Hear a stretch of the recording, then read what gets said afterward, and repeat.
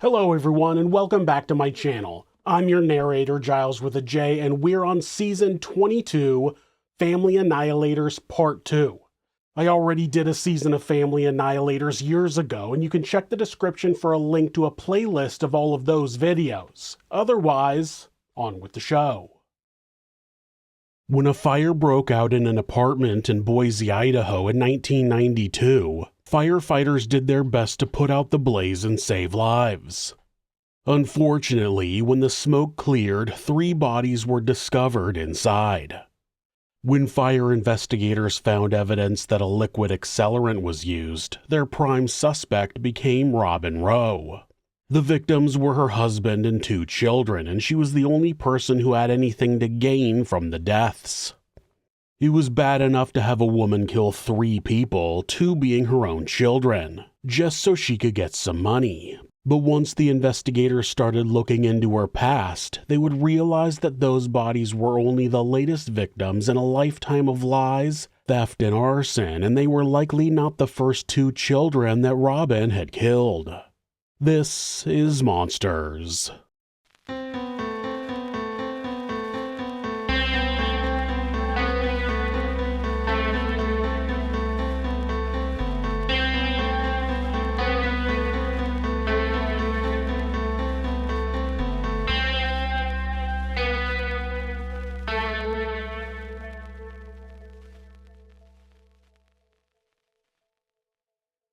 Robin Cornelier was born on September 12, 1957, though one source says the 9th, and grew up in Nashon, New Hampshire.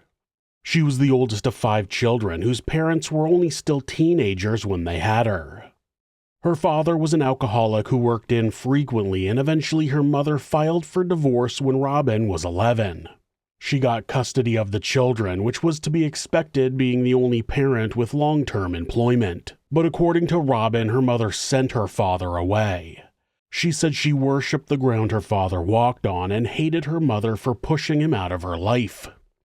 At 14, Robin was evaluated by a social worker after being accused of stealing money from a neighbor. Robin said that she didn't steal the money as her neighbor was too nice to steal from. It seems as though she was found guilty because she's later described as being on probation with a curfew. Robin had also told the social worker that she'd been sexually assaulted by 2 boys and got pregnant. She said she went to New York and had an abortion, but the 2 boys called her many times with obscene and threatening messages. That would contrast what she told an investigator in 1992. That time she claimed her grandfather had sexually assaulted her and her mother took her to New York for an abortion. The following year, Robin ran away, and when she was tracked down, she was committed to a juvenile detention facility for violating the aforementioned probation curfew. Once she was released from the juvenile facility, she became pregnant again, but that time kept the baby.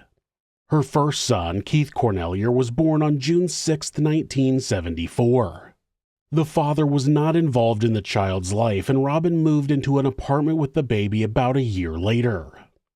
Robin got pregnant again in 1975 and would turn 18 about a month before her second child was born. That same year, Charles Cornelier, Robin's father, was sentenced to life in prison in New Hampshire after murdering an antiques dealer during an attempted robbery. On October 14, 1975, Robin gave birth to her first daughter, Christina Cornelier. Robin said that the father disappeared after she told him she was pregnant, but her family questioned if she actually even knew who the father was. It's been reported that she convinced 2 of her exes that Christina was theirs and managed to get child support money from both of them for a while. Robin's grandmother watched the children so she could go to Hesser College, where she took business and accounting courses. In August of 1976, Robin met a man named Robert Hardman Jr., and the 2 started dating. It was noted that Robert had gotten in trouble previously for arson. It's unclear where the 2 met, but it could have been within a group of kids Robin associated with who would set fires to cars as part of an insurance scam. Once the owners collected the insurance money, the kids would get a kickback, but eventually some of the kids were caught. It doesn't seem like Robin was ever in serious trouble due to those arsons, but there was coincidentally a fire in her own apartment not long after. It caused enough damage that the mother and 2 children couldn't stay there, and they moved back in with Robin's mother. There, her younger sister Tammy would regularly watch the children when she wasn't at school. On the morning of January 31st, 1977, Tammy said she got up in the morning and Christina had slept with her, so she gave the baby to Robin before heading to school. She was called away from school due to an emergency. When she got home, Robin said that she had got up to go to the kitchen, and when she returned to her room, the dog was on the bed and Christina was dead. The 15-month-old's cause of death was classified as sudden infant death syndrome, or SIDS, but Tammy immediately believed that Robin had caused the baby's death. Robin's family noticed that she never seemed to have much interest in her daughter and was emotionally distant from her. At the time, there was some speculation that animal hair was the cause of SIDS, which is why many believed she repeatedly claimed the dog was on the bed. That idea about animal hair was eventually debunked. Years later, Robin would tell a friend that Christina had multiple sclerosis or something similar and was in very poor condition when she died. She claimed it was possible the baby was blind. None of that is true. Another friend remembered Robin saying, quote, "I'm glad she's dead. She's in a better place now." Of course, the death was already ruled to be caused by SIDS, and Robin quickly moved on with her life. Less than 2 months later, Robin and Robert got married and moved to North Carolina. The couple didn't even make it a year before Robin was in trouble with the law. She got caught passing bad checks and pleaded guilty to 6 felony charges of obtaining property by false pretenses. She was sentenced to 4 years in prison, but only ended up serving 7 months. While she was behind bars, Robert took care of Keith for a while, but eventually took her to Robin's mother's house, where he remained until Robin was released on August 19, 1978. One night, Robin brought home beer and proceeded to get Robert drunk. After going to sleep, Robert was woken up by a loud bang and saw flames shooting from a chest of drawers in the bedroom. It was a can of gunpowder he kept that had ignited somehow. He told investigators that he always kept the can sealed, but it was open when he woke up. He also noticed that Robin was not in the bedroom but had slept in the living room with Keith, something she had never done before. When he questioned her, she said she had been asleep, but suggested that Keith had been responsible for the fire. Robert didn't think there was any way that the child could have caused the gunpowder to ignite. The couple hadn't called the fire department, as Robert had woken up and was able to put the fire out before it caused too much damage. It's written in court documents that in early 1979, Robin and Robert separated and Robin and Keith moved back to New Hampshire. In later years, Robert would admit that he believed that Robin tried to kill him in order to get his $20,000 life insurance. Back in New Hampshire, Robin's sister Tammy was living on her own and by then had given birth to a daughter.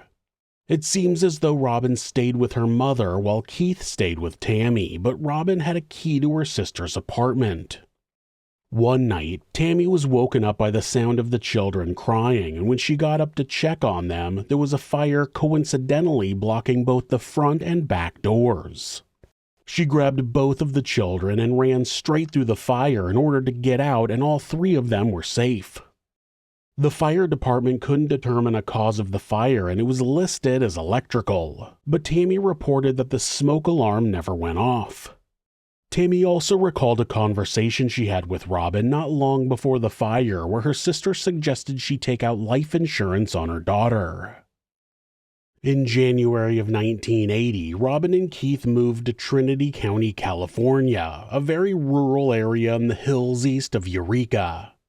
She lived in a tiny cabin with few amenities and used the enclosed front porch as Keith's bedroom.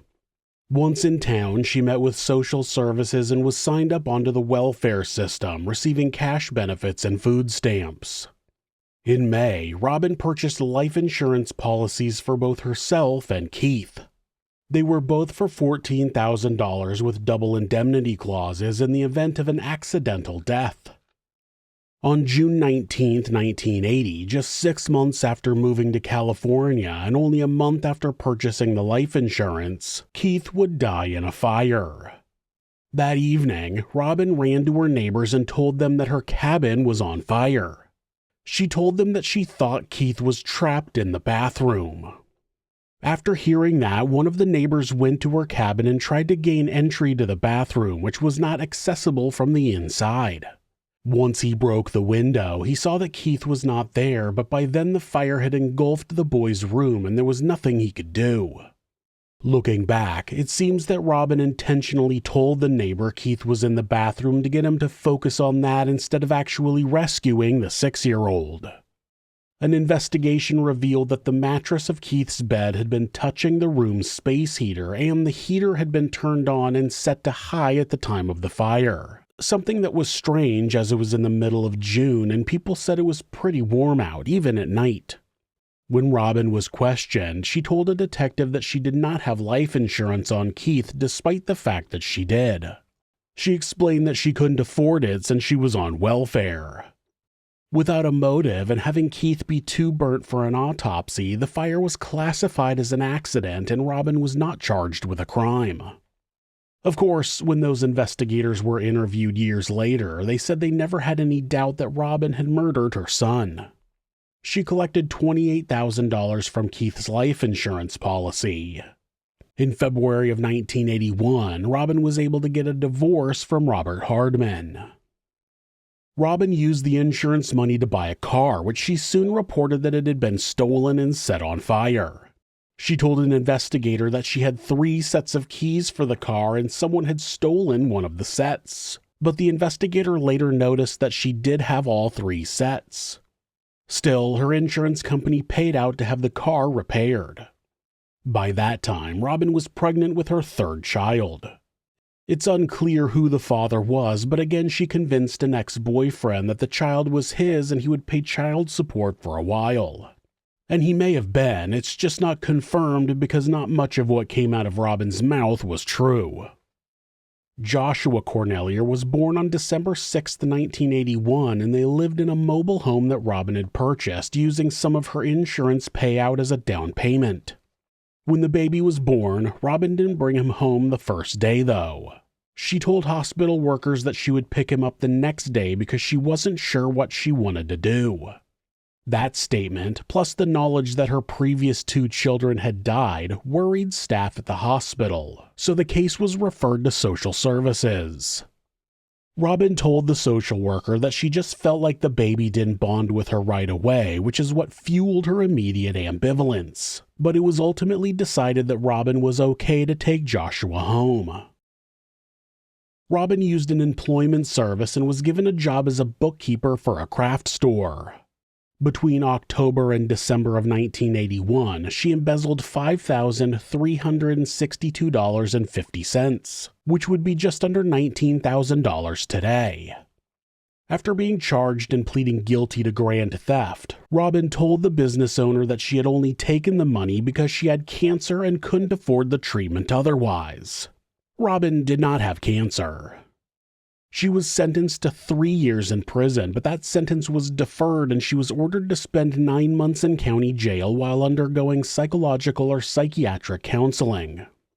Robin had told an ex-boyfriend that she worked for a secret government agency that was investigating the Trinity County Sheriff's Department, and when she was sent to jail, she claimed that was part of the planned investigation. Of course, none of that was true. Around the time she went to jail, she purchased life insurance policies for $10,000 for herself, Joshua, and her sister Tammy. Joshua was placed in foster care during the period that his mother was in jail, and during that time her ability to regain custody of him was questioned. Understandably. One social worker wrote, quote, "I would not feel comfortable returning this child to her until she has had an in-depth psychiatric evaluation and intensive psychiatric treatment." In September, a counselor evaluated Robin and administered a psychological test called the Roche MMPI. For his results, he wrote, quote, This patient is likely to show a history of social maladjustment and seriously disrupted interpersonal relationships, particularly with the opposite sex. She is somewhat despondent, irritable, tense, and suspicious. Psychoneurosis is unlikely, and the patient may show antisocial acting out, defective judgment, and unacceptable behavior of various kinds. Although the patient may appear sociopathic, the possibility of a psychotic or pre-psychotic condition should be considered. She is likely to show a minimal response to treatment, and the prognosis is poor. There are unusual qualities in this patient's thinking which may represent an original or eccentric orientation or perhaps some schizoid tendencies. Further information is required to make this determination. She is talkative and distractible, and faced with frustration, she may become irritable, aggressive, or impulsive, often out of proportion to the reality of the situation. On the other hand, the normal expression of this trait is enthusiasm, energy, and goal-directed activity. The test results on this patient are strongly suggestive of a major emotional disorder. The test pattern resembles those of psychiatric outpatients who later require inpatient care. Appropriate professional evaluation and care and continued observation are suggested. Once Robin was released from jail, the social worker wrote another report saying, quote, "I see no evidence of active psychosis or other disability that would indicate that Robin is unable to care for herself or Joshua.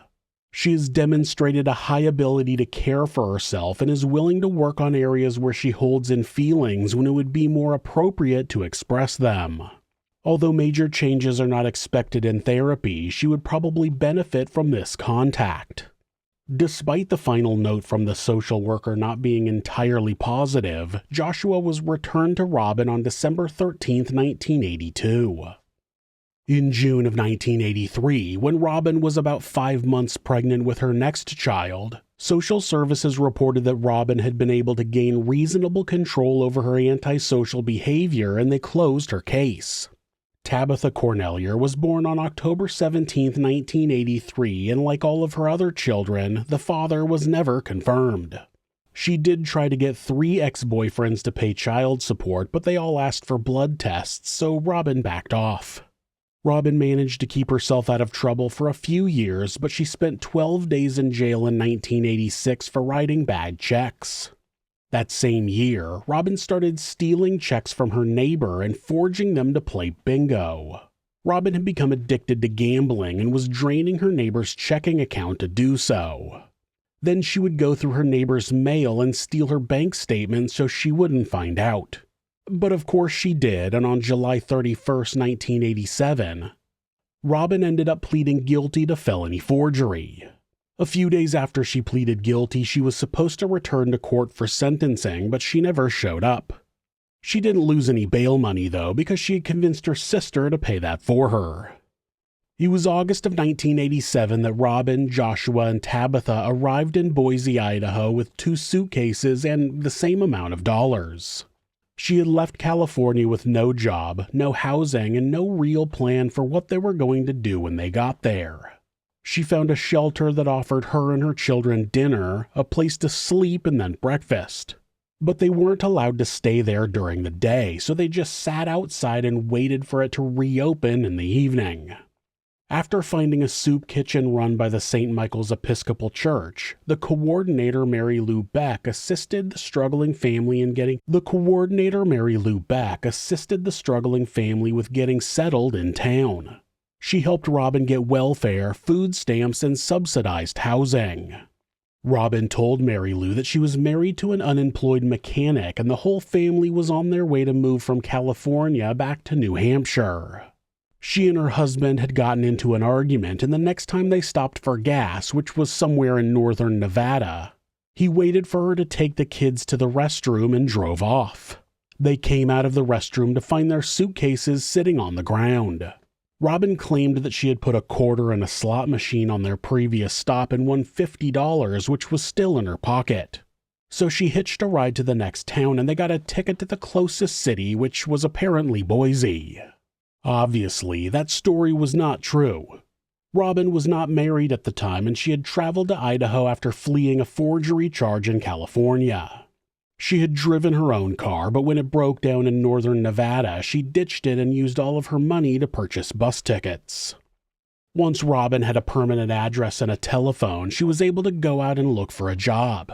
Mary Lou helped her once again and recommended Robin for a position at a new program that was opening at the local YMCA. Robin's resume was impressive, but Mary Lou didn't check her references, which was good because they likely weren't real. The director of the new project, the Women's and Children's Crisis Center, wouldn't have hired Robin based on her interview alone. But it was important to Mary Lou, and since the funding for the project came from her church, Robin was hired along with one other woman named Fran Matthews. Together, they would be the coordinators of the program, which was named the Harumba Center.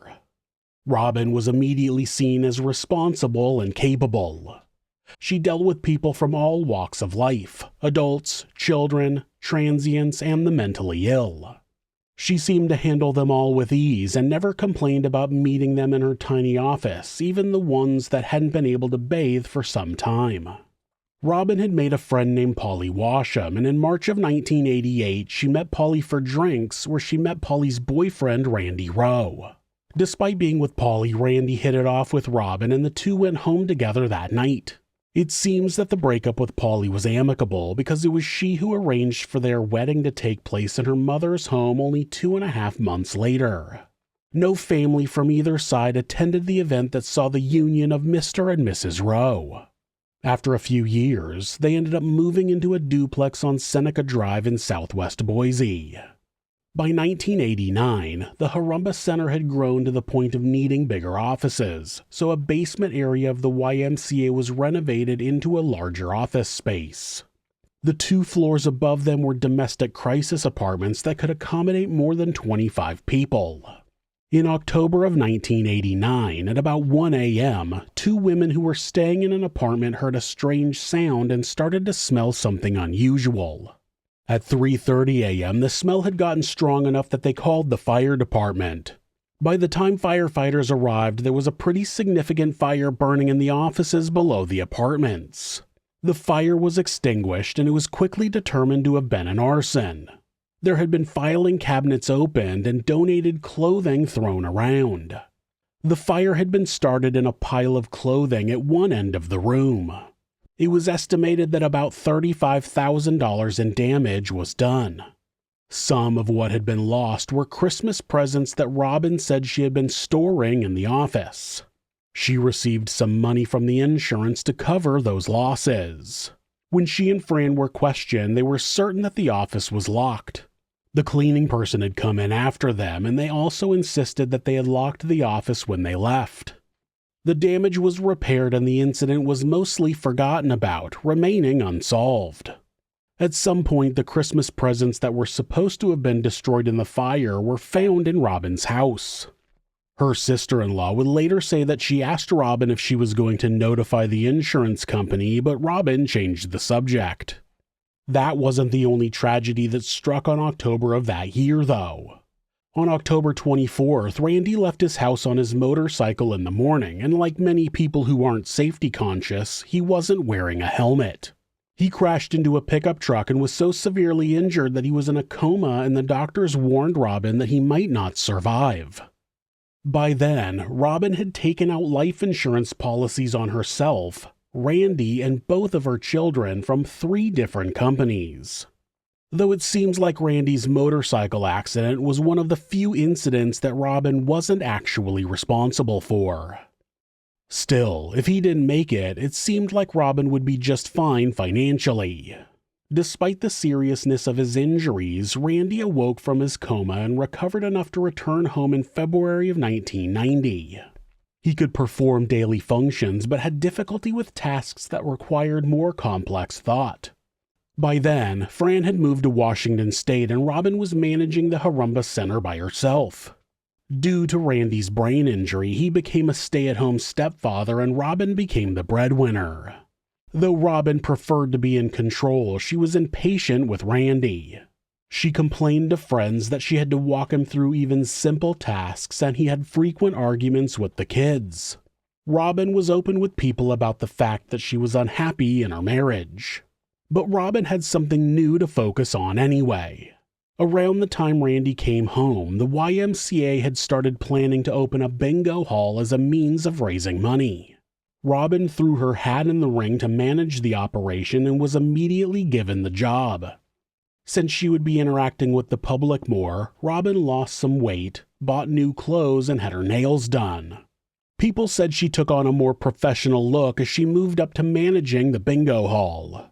Not only did the position come with a bigger salary, she was also promised a bonus of 2% of the gross revenue.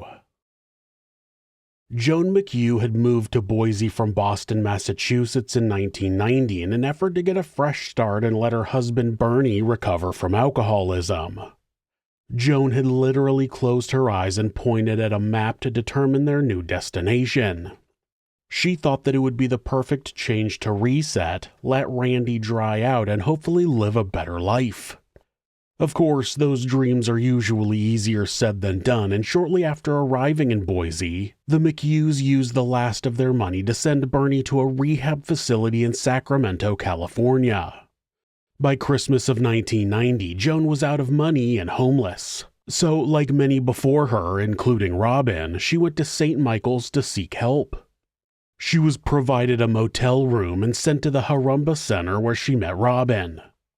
Normally, it would have been a standard meeting where Robin helped apply for assistance and moved on to the next person in need. This time, though, once Joan started talking, her Boston accent made Robin take notice and she reminisced a bit about her time back in New England. Unlike other people who found themselves on the other side of Robin's desk, Joan continued to get personal attention from Robin. She helped Joan get an apartment, cash assistance, and they went on to become good friends. When the bingo hall opened, Robin hired Joan to run the canteen. By then, Bernie had returned from rehab and was staying sober. He was exercising and got a night job stocking the shelves of a grocery store. During the days, he would help Joan and Robin at the bingo hall whenever he could. Joan and Robin worked together, they carpooled to work, and often went out to eat after. When the McHugh's 31-year-old son John and his 5-year-old son moved to Boise, the Rose took them in as well, and they were all like one big happy family. The bingo hall immediately started generating profit, which isn't a surprise. Any gambling venture is basically set up with the odds always in favor of the house. People can potentially win big jackpots, but at the end of the day, more people lose money than they win. It would take a lot of mismanagement for a casino to fail. Robin was in charge of depositing the revenue at the end of each day, but it became a habit for her to hold on to the money for several days before depositing it. Robin paid to have herself, her husband, and her children fly to New Hampshire to visit her family for Christmas. She gave cash and gifts to all of her family, and that was after having purchased new furniture for Tabitha's bedroom and new wedding rings for herself and Randy. She told her family that she had won the lottery. When she returned home and Joan asked how she was able to afford the trip, Robin said that she had been saving money for years. When Robin returned from the trip, Joan said her mood was noticeably better. She was happy and the two families celebrated New Year's together. Joan had noticed that Robin had seemed to take a fancy to her son John. She would constantly ask about him while giggling like a schoolgirl. The situation concerned Joan as she knew Robin hadn't been happy in her marriage for some time, though things did seem better at the beginning of 1992. It seemed that Robin's happiness was not from a renewed interest in her marriage, though. Before Randy had his motorcycle accident, Robin started taking out life insurance policies on all 4 members of her family. In 1989, she took out policies from Globe Insurance Company in February, a double indemnity policy from Continental Casualty Company in April, her employer-sponsored company, Principal Company, in May, another double indemnity policy from Mutual of Omaha in December, and then more double indemnity policies from Mutual of Omaha in July of 1991. On January 24, 1992, Robin took out even more policies on her family with double indemnity clauses for accidental death. At that point, if Randy, Joshua, and Tabitha died in an accident, say like a fire, Robin would stand to receive over $265,000. That would be just over $600,000 today. Now, and this is probably why I'm not a criminal, but to me, I would assume people would find it suspicious that my family died in a fire when my son had previously died in a fire, my ex-husband had a fire, and my sister had been in a fire. It seems like a statistically impossible amount of fires to happen to one person's immediate family. Though I guess twice I've been in a vehicle traveling on the highway when a brake locked up and caught fire, so maybe fires happen more often and my immediate family is just lucky. At any rate, Robin seemed to be in a better mood because she was planning to kill her family and rack in hundreds of thousands of dollars. That's when she started setting up the scene. At the end of January, Robin and Joan went out to eat after work and Robin told her friend that Randy had been physically abusing her. Joan was shocked as Randy never seemed to be anything but a nice guy who was a little slow on account of a traumatic brain injury. Robin explained that Randy had two sides and behind closed doors he would beat her. Now, that is actually how abuse usually happens. The abuser seems like the nicest person to the world, but when nobody is watching, they become abusive. It's disappointing when someone like Robin makes false claims about abuse because it only makes people lose trust in real victims when they seek help. The following day, Robin arrived at work and told Joan her ribs were wrapped because Randy had beat her the night before. Joan and colleagues encouraged Robin to leave Randy, but she said she couldn't. She told a story about how, when they still lived in California, she tried to leave her husband, but he ended up kidnapping Tabitha and she didn't get her daughter back for 2 weeks. When the father showed up again demanding to see his daughter, he attacked Robin when she said no. Robin claimed she used a knife to protect herself, but she ended up getting charged with assault with intent to kill. Randy had supposedly threatened to expose her past if she left him. The claims of abuse and even sexual assault went on for weeks before Robin broke down and left Randy. While that was going on, the bingo hall was making less and less money. Gee, I wonder why. At the end of January, the YMCA announced that they would be closing the hall down and the last day of operation would be February 6th. That would mean both Robin and Joan would be out of jobs. Now again, it takes some serious mismanagement to get a gambling operation to fail, and this was no exception. It wasn't a coincidence that Robin had money to pay for new furniture, new wedding rings, and a trip to New Hampshire for Christmas at the same time the bingo hall was starting to bring in less money. Obviously, Robin was embezzling from the operation. After their final day at work, Robin and Joan went to Amity Elementary School to pick up Joshua and Tabitha. Robin had told Joan that she was planning to pick up the kids and then drive to California to stay with friends to get away from Randy. When they got to the school, though, they found out that Randy had picked the kids up early and Robin told Joan that he had kidnapped them. They drove to the Rose house where Randy was outside with the kids. Robin got out alone, talked to Randy for a few minutes, and then got back in the car. She told Joan that Randy wouldn't let her take the children. Joan said that Randy looked angry, but nobody actually knew what they really talked about. Robin wasn't really trying to leave Randy, and he hadn't really kidnapped the kids. Robin likely knew he would pick the kids up from school early and knowingly got there after him. Then she got out of the car at her house and had a brief argument with him about anything, getting back in the car with him looking angry. After that, Robin began sleeping on a couch at Joan's apartment. To Randy, he and his wife had separated and he wanted to work things out. But to Joan, Robin was working on escaping from an abusive relationship and she believed that he could disappear with her children at any moment. The other thing that Robin did to prepare for her upcoming plan was also something I would think would seem really suspicious. She rented a storage shed and started moving valuables into it, explaining to Randy that she wanted a divorce and after it was finalized, she was going to move to Washington State. She was separating out her belongings to be able to move. Coincidentally, that would also keep only her belongings safe from anything that might damage their house, like, say, a fire. Randy had told a friend that Robin planned to move by herself, leaving the kids with him. He said he thought it was strange at first, but then thought it made sense after what had happened in California, likely referring to the death of Keith. At about 5:30 a.m. on February 10, 1992, Robin woke Joan up and told her she wanted to go to her house. She said she had a terrible feeling that something was wrong and she wanted Joan to go with her to see if Randy and the kids were still there. They got into Robin's car and drove into her neighborhood where they were met with the flashing lights of emergency vehicles. As they got closer, it was clear that the Rose duplex was the source of the emergency.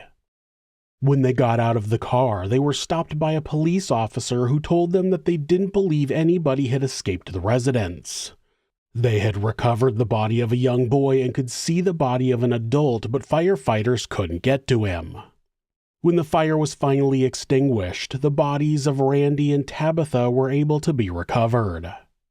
The residents of the other side of the duplex were unharmed. They had been up since before 4 a.m. since one of them worked an early morning shift at the hospital. After she left, her husband noticed the smell of smoke, so he got his children out of the house and noticed smoke was coming out of the neighbor's side of the duplex.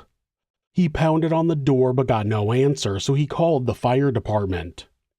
The fire was immediately identified as arson. There were piles of clothes that had been set on fire with an accelerant. Sound familiar? It was discovered that the breaker that powered the smoke detectors had been turned off. Now, some might say that the breaker could have been tripped because of the fire, which is possible for a breaker to do.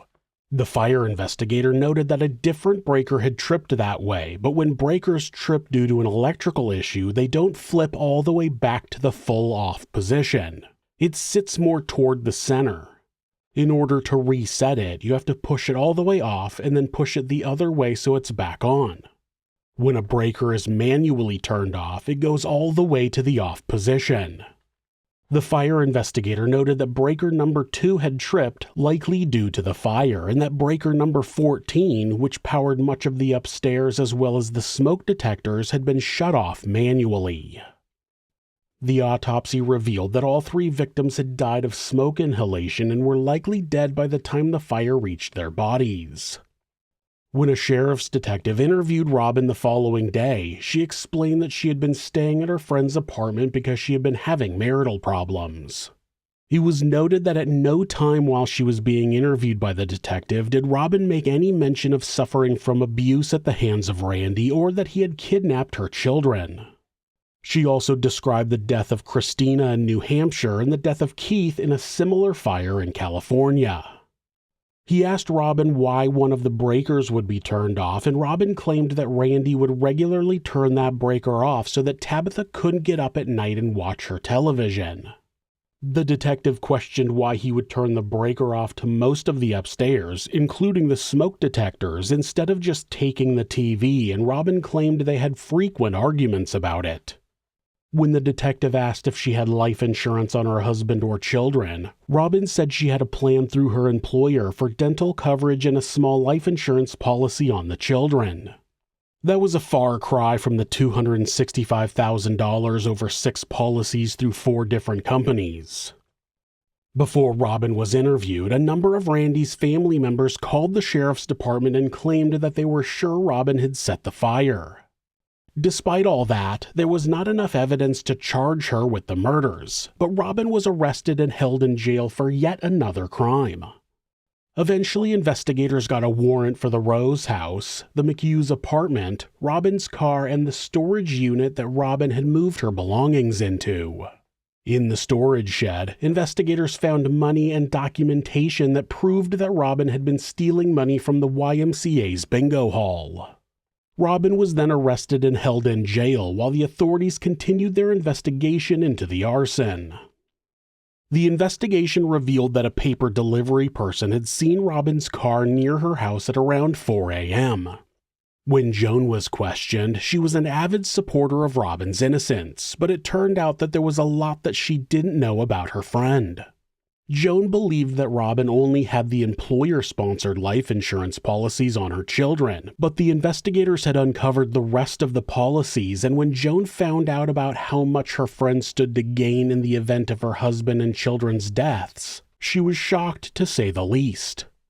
She was also informed that there was no record of any domestic violence within the Rowe household. Robin had made it seem like she was hesitant to report the abuse to the authorities, but she did eventually tell Joan that she had talked to the sheriff's department about it. She claimed at one point that Randy had tied her to the bed and sexually assaulted her.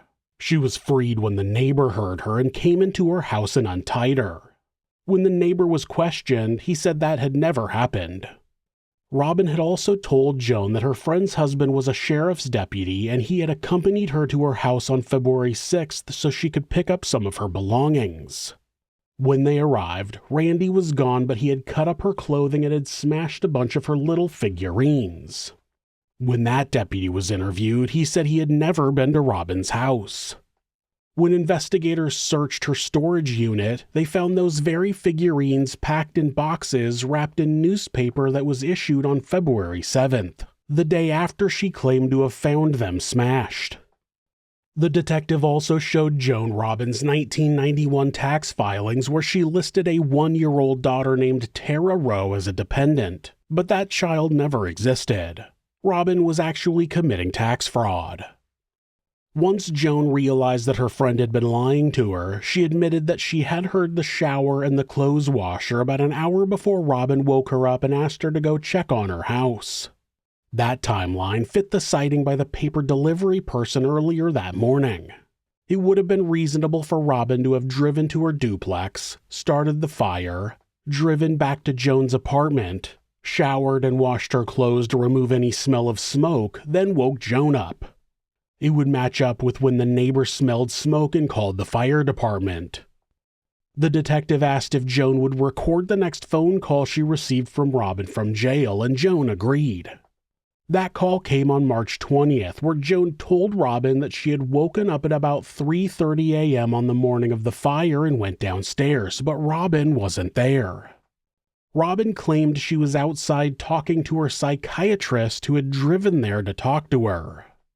In another phone call later the same day, Robin repeated that she was outside talking to her psychiatrist, but she refused to say who the doctor was, meaning that alibi was never able to be corroborated.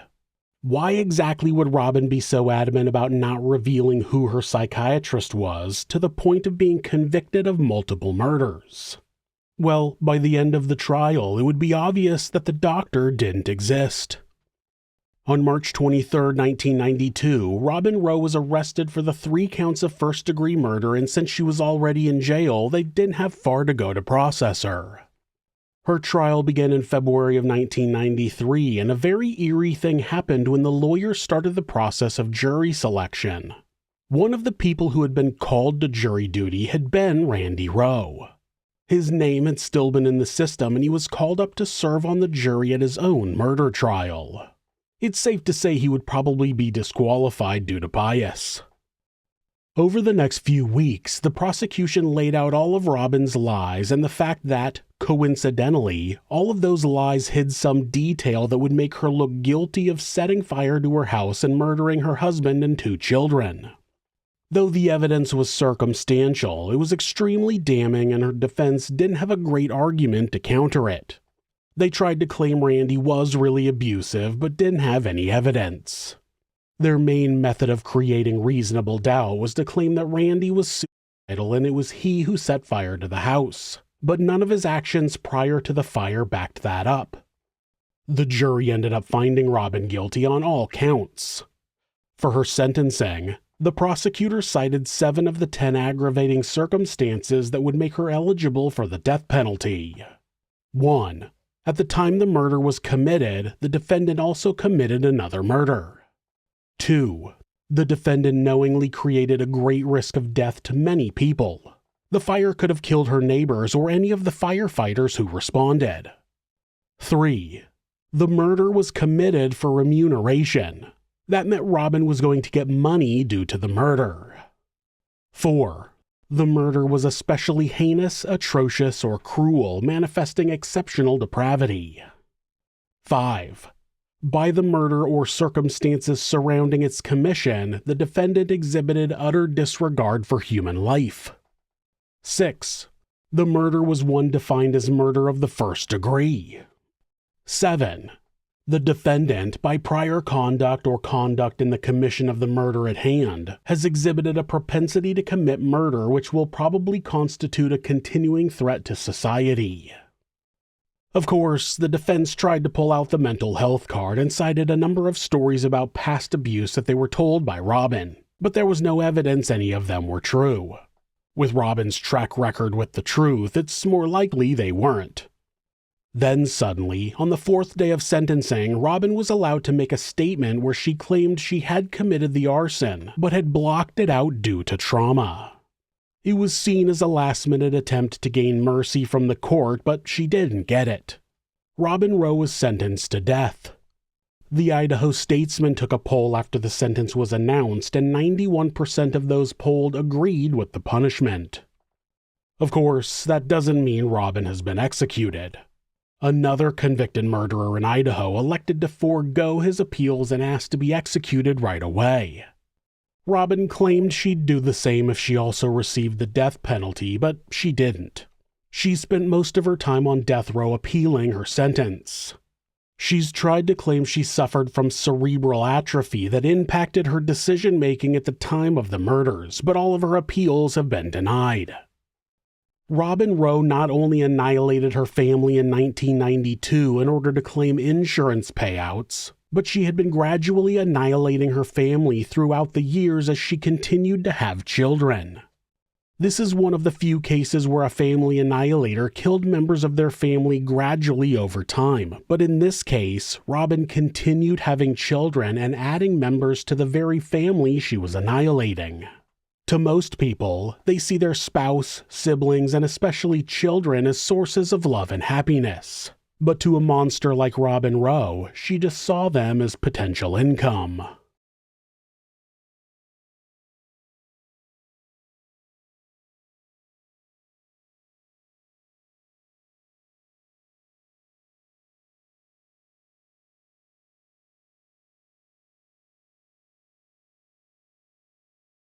Thanks so much for letting me tell you this story. If you're a fan of true crime, hit subscribe and turn on notifications so you don't miss an episode. You can also hit like or leave a comment. If you'd like to support the show, check out our merchandise at thisismonsters.com. The link is in the description. Thanks again, and be safe.